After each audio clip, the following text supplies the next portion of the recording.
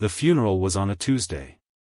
Margaret Calloway remembered that detail the way you remember small, meaningless things when your mind refuses to process the large ones. Tuesday. The sky was the color of old dishwater. The pastor said words she didn't hear. People touched her arm, her shoulder, her hand, warm human contact that felt like it was happening to someone else, in another room, behind thick glass.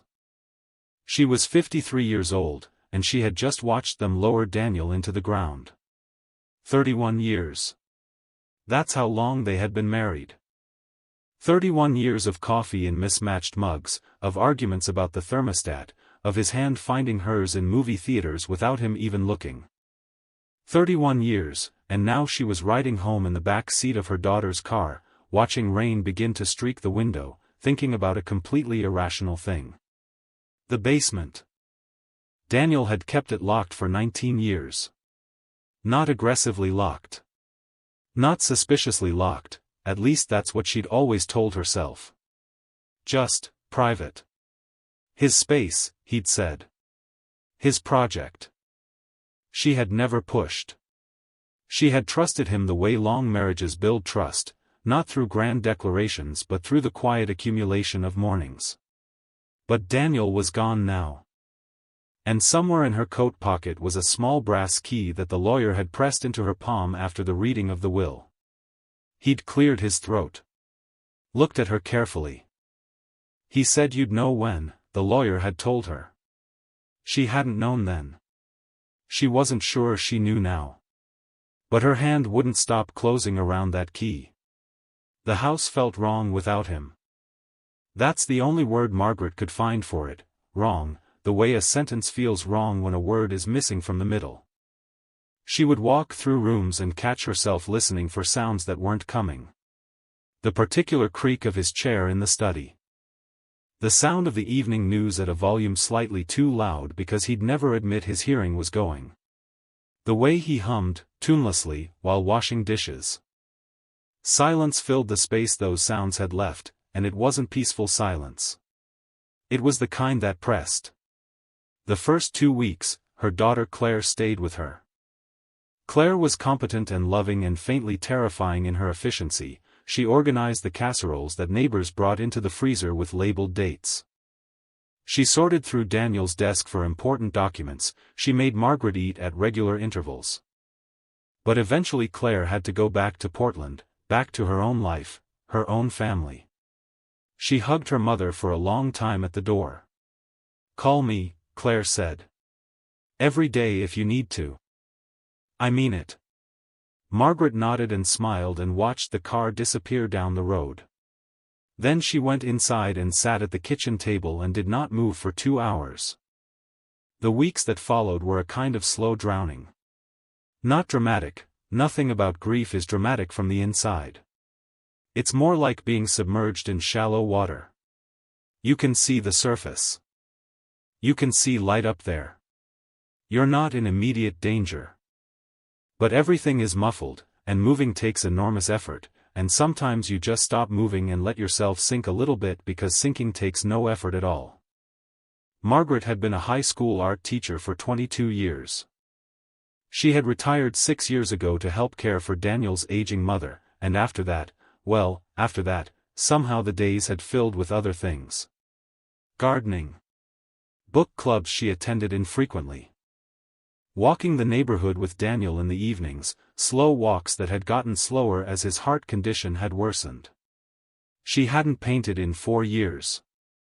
She noticed this fact the way you notice a tooth is missing, by pressing your tongue to the gap where something used to be. The house also had financial complications she hadn't fully anticipated. Daniel had handled the accounts, the bills, the taxes. He had not been secretive about this. She'd always had access, always knew the broad strokes. But now the broad strokes were hers to fill in, and some of them were alarming. The house needed a new roof. There was less in savings than she'd assumed. Daniel's pension was smaller than her memory of it. She could manage. She was not in crisis. But the margin was thin, and thin margins have a way of making everything else feel thinner too. It was on an ordinary evening in late October, 47 days after the funeral, because she was counting, that she found herself standing at the top of the basement stairs. She had stood there before. Many times, over many years. But always from the outside, looking at a door that was simply part of the house. Now she looked at it and felt something different. Not suspicion. Not exactly longing. Something more like the feeling before you open a letter you're afraid to read. The knowledge that whatever is on the other side will rearrange something in you. She went to the kitchen. She got the key from the drawer where she'd placed it 3 weeks ago. She came back. She stood there for another 10 minutes. Then she went to bed. She opened the door on a Wednesday morning in November. She didn't plan it. She had gotten up early, couldn't sleep, made coffee, and somewhere between the kitchen and the living room had simply turned and walked to the basement door and put the key in the lock. Like her body had made the decision without consulting her. The lock turned easily. Too easily, she thought, like it had been oiled recently. Which was impossible, of course. But there it was. She reached inside, found the light switch, and flipped it. And stood very still for a long moment. The basement was not what she had imagined. In truth, she hadn't let herself imagine much, she'd always discouraged the part of her mind that wanted to wonder. But what she found was not a workshop, not a storage space, not anything particularly mysterious in its objects. It was a studio. His studio. The walls were lined with canvases, dozens of them, maybe more. Some finished, some half-finished, some barely begun. There was a large wooden table covered with the careful disorder of creative work, brushes in mason jars, tubes of paint, palette knives, small glass jars of medium. A standing lamp in the corner. A stool. An old radio on a shelf, the kind with a dial. And on every canvas, her. Not in a strange way. Not in a way that should have frightened her, though for just a moment, it did. They were paintings of moments. Of Margaret in the kitchen, reaching for something on a high shelf. Margaret in the garden, kneeling in the dirt, her face turned slightly away. Margaret asleep in the armchair with a book open on her chest.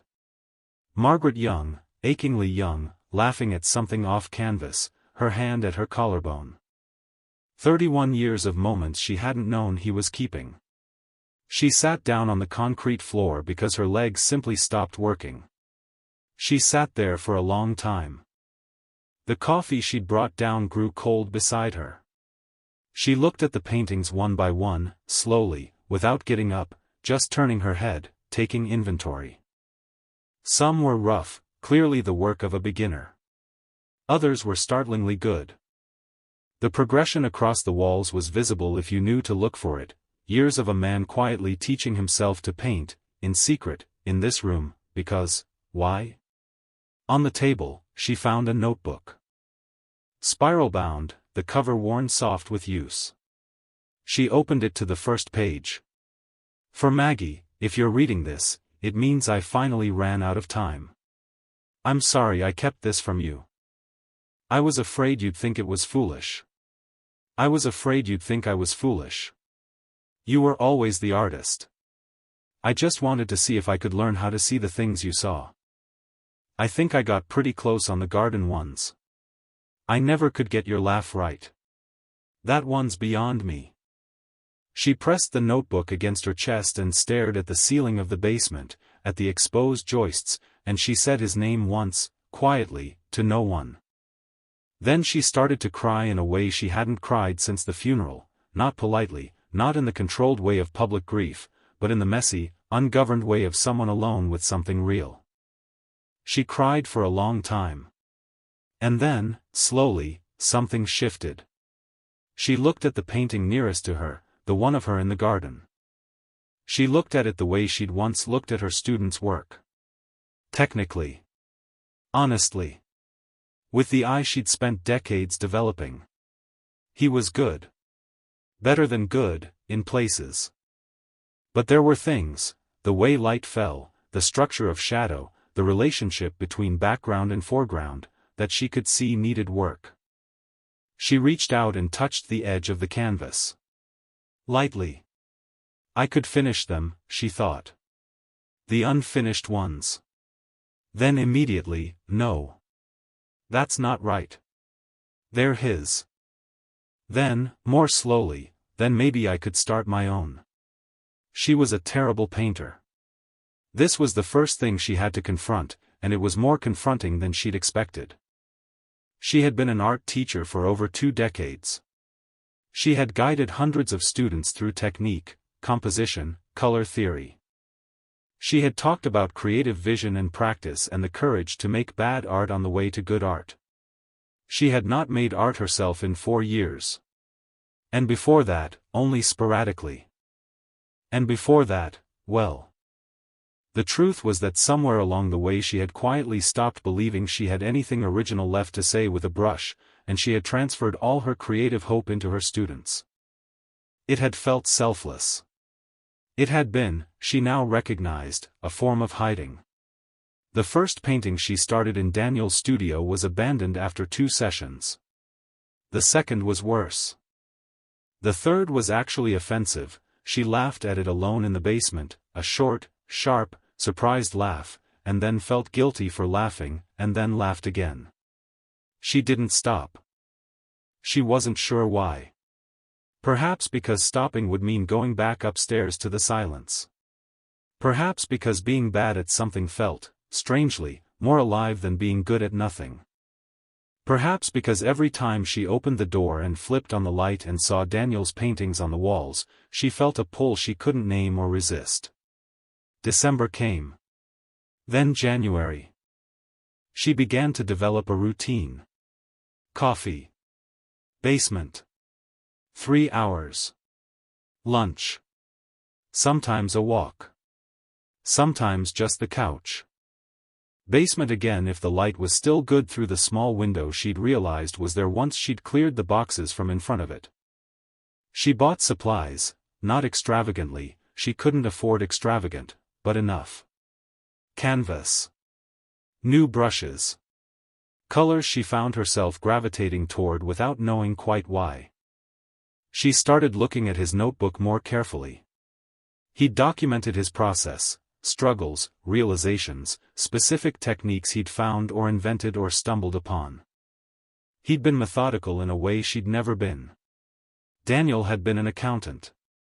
He'd approached painting the way he'd approached ledgers, with patience, with structure, with a willingness to go back and correct errors without ego.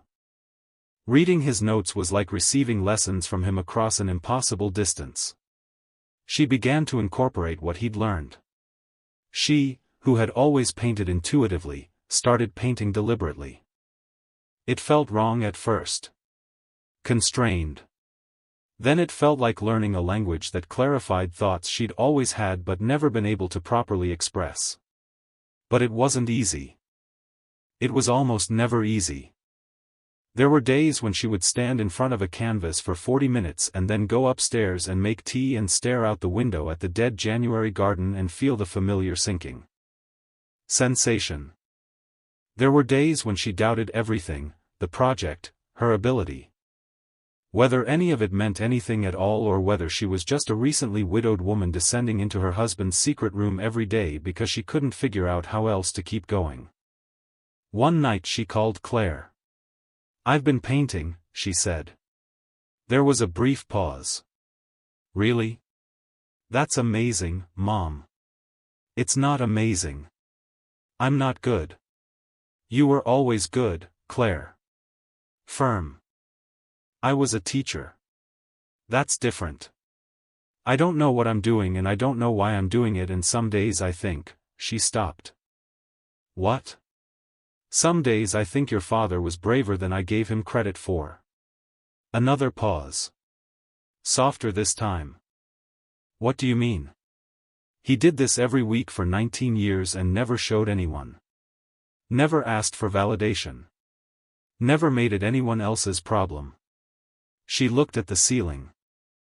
"He just went down there and tried." She could hear Claire breathing carefully on the other end. Keep trying, Mom, her daughter said finally. That's all he'd want. You know that. She did know. That was the uncomfortable part. The breakthrough didn't happen the way she expected. It never does. It was March. She was working on a painting she'd been struggling with for weeks, a view of the back garden in winter, bare trees, dead light. She'd painted it wrong a dozen times, too heavy, too bleak, too technically correct in a way that drained it of feeling. She'd stripped it back with solvent twice. She was considering abandoning it entirely. She was sitting on the stool, just looking at the canvas, when her eyes traveled, as they often did, to Daniel's paintings on the wall. And she looked at the one she'd looked at least 100 times. The one of her in the garden, kneeling. She had always focused on herself in the painting, on the accuracy of his rendering of her face, her posture, the way he'd captured the quality of afternoon light in her hair. But this time, for reasons she couldn't explain, her eyes went to the background. The garden in the painting was behind her. It was mostly impressionistic, he hadn't been at his most technically sophisticated when he'd painted it. But there was something in the way he'd handled the background. Not the objects in it, but the space. The air between things. The way he'd let the background breathe while bringing her into focus. He was painting what he loved most, she realized. And everything else in the frame was just the world that held her. She turned back to her own canvas. Her dead winter garden. She thought, what do I love most, here?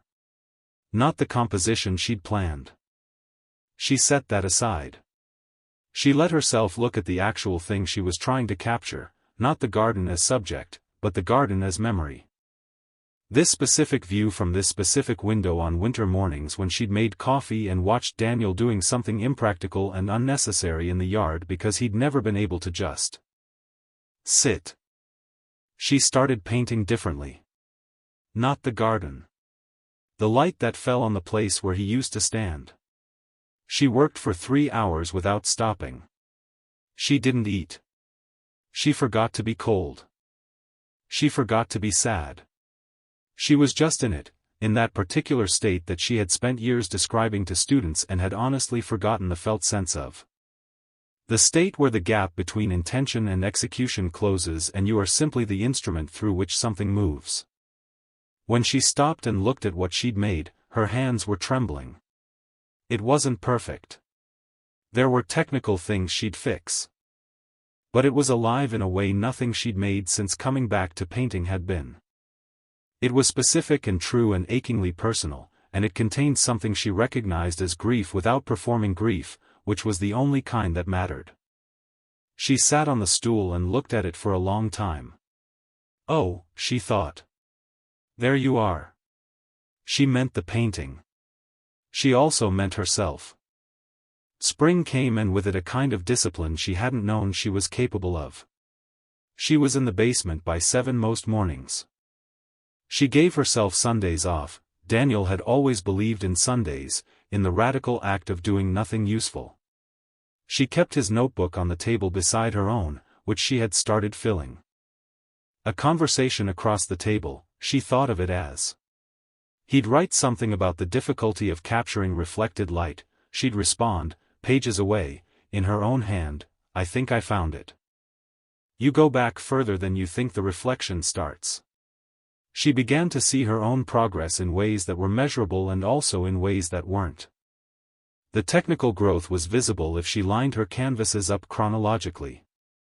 But there was something else, a quality of attention she'd developed. She looked at the world differently now. Every morning walk was also a study in light and color and the negative space between objects. She was reconstituting her perception from the ground up, and the effort of it made everything more vivid. In April, she had a difficult experience that turned out to be important. A neighbor, Patricia, cheerful, relentlessly social, had come by for coffee and somehow ended up in the basement. Margaret hadn't intended to show her. Patricia had just followed her down while talking, the way Patricia tended to move through the world. Patricia looked at Daniel's paintings for a long time. Then she looked at Margaret's recent work. These are extraordinary, Margaret. Daniel's are. Mine are, I'm looking at yours. Firm. Surprising. Patricia taught Pilates and organized neighborhood watch meetings and was not someone Margaret would have expected to stop her cold. This one especially. She pointed at the winter garden painting. How much would you sell this for? I'm not selling them. Margaret.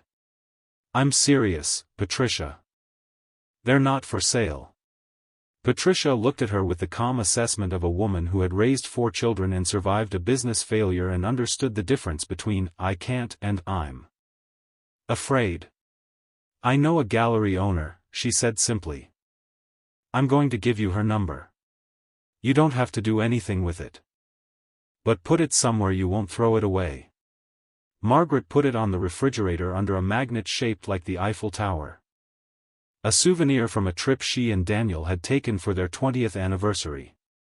She looked at it every day for 3 weeks before she picked up the phone. The gallery owner's name was Simone, and she was direct and warm in equal measure. And she drove out to the house on a Thursday afternoon in May and spent an hour in the basement and came upstairs and sat at the kitchen table and said, I want to show 6 of Daniel's and 6 of yours. Together. I think the conversation between them is the show. Margaret stared at her. The conversation, he was painting toward understanding. You're painting through grief toward something else. Together there, Simone paused, choosing carefully. They're about love as an act of perception. About the way we learn to see through the people who see us.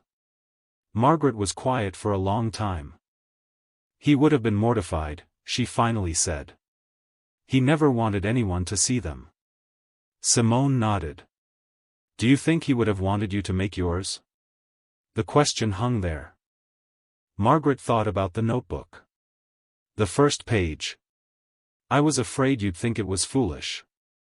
You were always the artist. I just wanted to see if I could learn how to see the things you saw. He had spent 19 years trying to see what she saw. Maybe the answer to his seeing was her finally showing it. Okay, she said. But I want it called What He Left Me. Simone looked at her for a moment. Perfect, she said. The show opened on a Friday night in late September. Margaret wore a blue dress she'd bought specifically for the occasion, a color she almost never wore. She arrived early and stood in the gallery space while the lighting was still being adjusted, and she looked at the arrangement Simone had created, Daniel's paintings and hers, hung in dialogue. Not segregated but interwoven. His of her. Hers of the spaces he'd left. You moved through the room and felt the conversation, felt the back and forth of 2 people trying to understand the same world from different sides.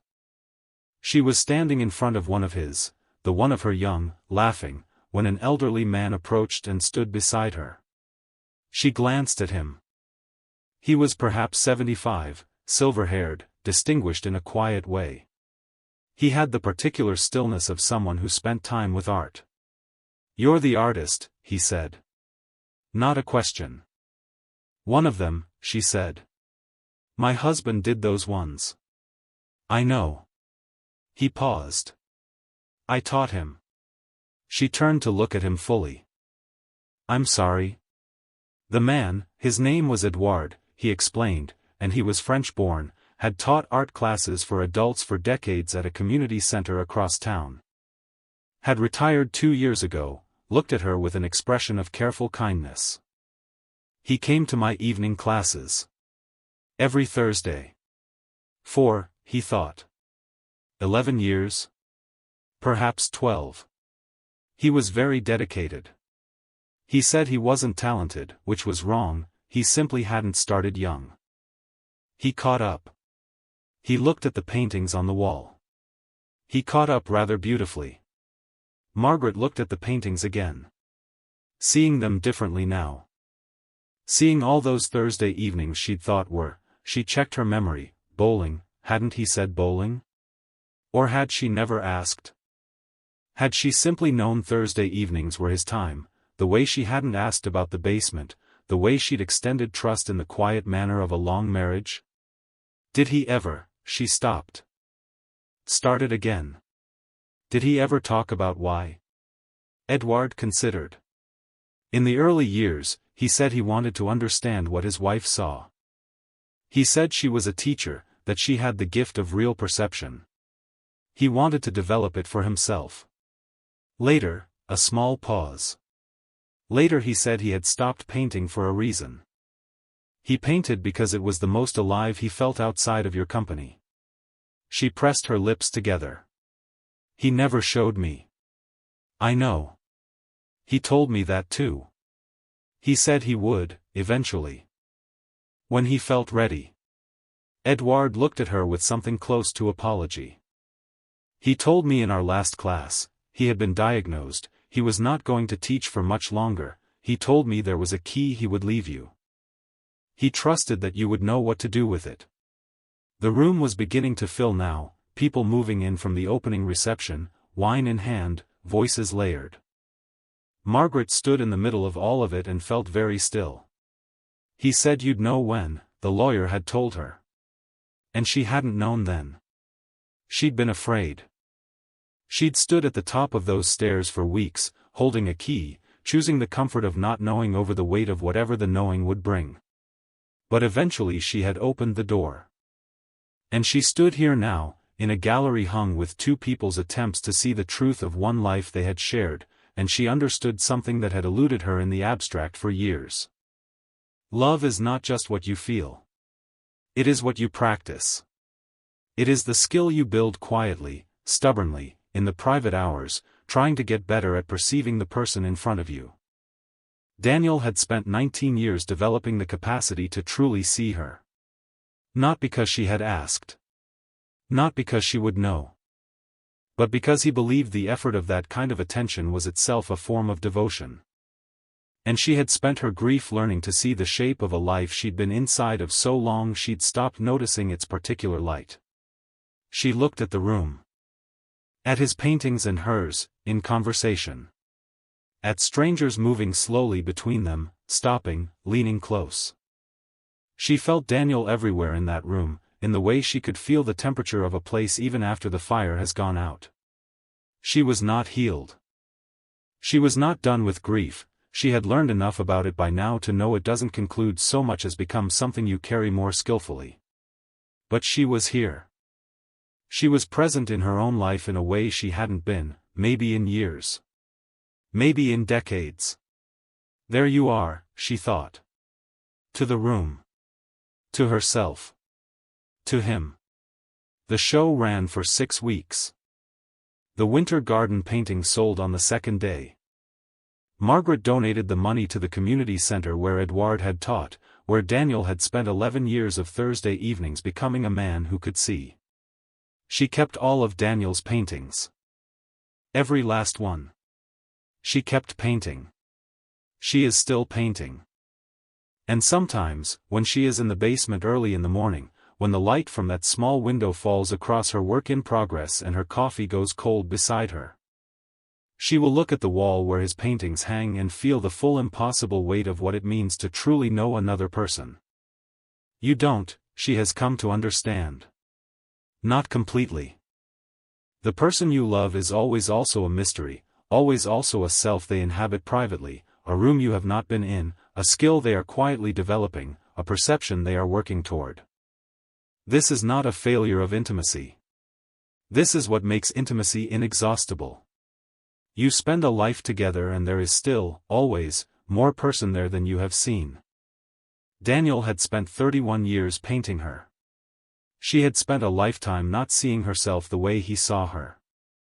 And perhaps that is the truest thing grief teaches us, not about the person we've lost, but about the looking itself. About how rarely we bring that quality of devoted, patient, humble attention to the people standing right in front of us. So here is the question the basement left with Margaret Calloway, and leaves now with you. Is there someone in your life who has been quietly trying to learn how to see you, and have you taken the time to truly see them back, before time decides the matter for you? The key is in your hand. You already know when.